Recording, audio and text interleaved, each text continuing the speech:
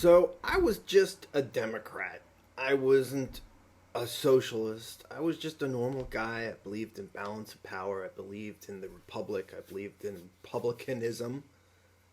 And so my party lost the election in 2000, and all hell broke loose. Suddenly they became something totally different than they were before. They had I don't want to talk about that because that's the past, okay? The party of Joe Lieberman became the party of nutcases and 9/11 truthers, and it was insanity. They said, I need to get away from these Code Pink Michael Moore people. I need to get away from this. Let me go. I'm a capitalist.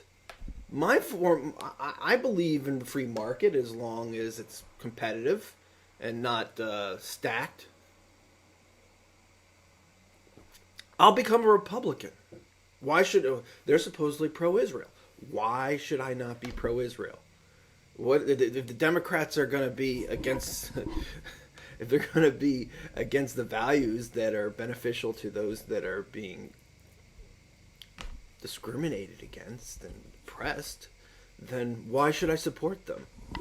Why should I support elitists, special interests, unions that and their members that are making $50 an hour, something that I could only wish I had, insurance companies? Why should I support corruption?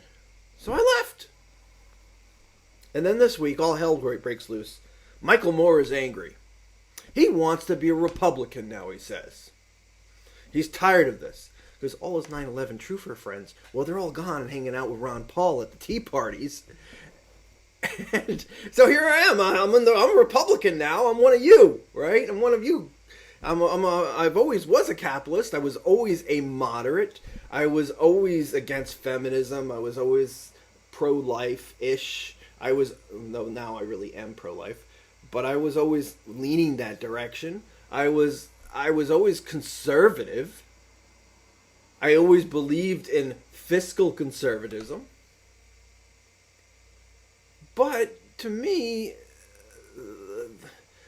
when you talk about economic theory and you talk about it in extreme, it scares me. And it scares me when I hear anyone talking about absolutism. Unless somebody says, hey, we need to kill Jews behind trees. And, that's our religion, can't change it. If you do, we kill you. No. That's their absolutism. And I want to be protected from that. And that is the job of government. If there's a religion out there that says kill Jews, that's not free religion. If you're not there to protect the speech of people that say that they are going to murder you. That's not the job of the republic.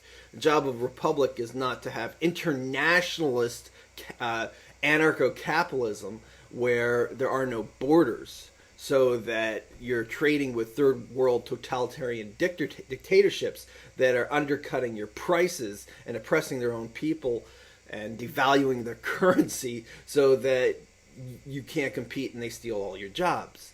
That's not a Republican value. That's not protecting the Republic. That's a libertarian value. Libertarian, this free-for-all, that there are no restrictions and checks and balances. I'm not that. I'm not that. So guys like Glenn Beck, he is that. And the first time I noticed that Glenn Beck was kind of, off color was he was talking about the art from the Rockefellers. And this was pointed out to me from my friend, Jewish Internet Defense Force.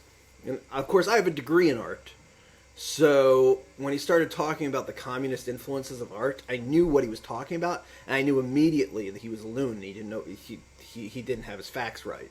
Yes, everybody knows Diego Rivera was a Marxist, but Rockefeller, who was a Republican and a very good Republican, who the kind of Republican that Martin Luther King liked, an open-minded, progressive thinking, pro-business Republican.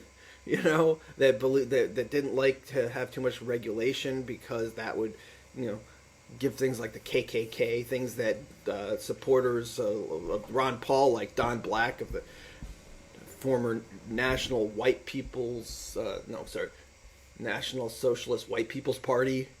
I mean, that's, there are good things about the Republicans. That's why I voted for McCain. He was a Rockefeller Republican. Of course, people like Glenn Beck and Alex Jones and all the other nutcases out there, they think that these Rockefellers are in with the federal bank and that they're in with the Rothschilds and the Jews control the world, and they never quite say it like that, but they allude to it.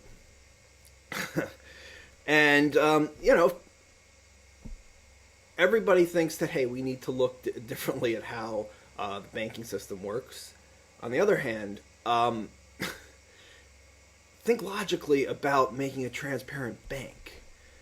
Transparent bank, federal bank, buys and sells. It manipulates the market to keep the economy working so that it doesn't crash, because there are things that, like, say there's a shortage of beer and, they start buying up beer, the price of beer drops, and that somehow has some kind of influence on Homer Simpson's of the world, and that has some whatever, and suddenly people are like, oh my god, the Federal Reserve is buying beer, and there's absolute panic. You cannot have that happen. You can't have people freaking out that people are buying beer. The Federal Reserve is buying beer. Who knows what they're buying? You don't want to know. The idea is to give people the illusion that the system works flawlessly. It doesn't work flawlessly. The idea of an open free market is a great thing, and the idea of things being all natural. I mean, should I never shave? I think it's a good idea for some people to shave, right? We love nature, but hey, we have to build a house, right? Isn't that like in contradiction of some kind of wild and crazy hippie utopia? I don't know. I don't know what you people think. Anyway, so it's more of the same. Now, last year, guest on the Glenn Beck show was Gert Wilders, who is, of course, not an extremist. He understands the limitation of free speech and free religion and free expression, and that limitation is if you're going to kill Jews and homosexuals, and you're saying that's not a faith, and that should be banned. And Beck calls him a right-wing extremist. But if he was such a right-wing extremist, why does he agree with his views? Why did he have him on his show and agree with him and push his views? Because I don't think this guy really thinks from one second to the next. Now, this is pointed out to a guy named Bernstein on my profile. But it's really true. I think Beck would do great in Hollywood. I think he should go and perform.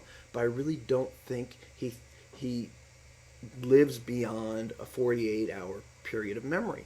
I think he's a total reactionary performer. It's like a marionette on the stage. And when Rupert Murdoch says dance, he dances. And of course, Rupert Murdoch is now getting bought by the Saudis, and the Saudis are threatened by Gert Wilders, and that's what's going on.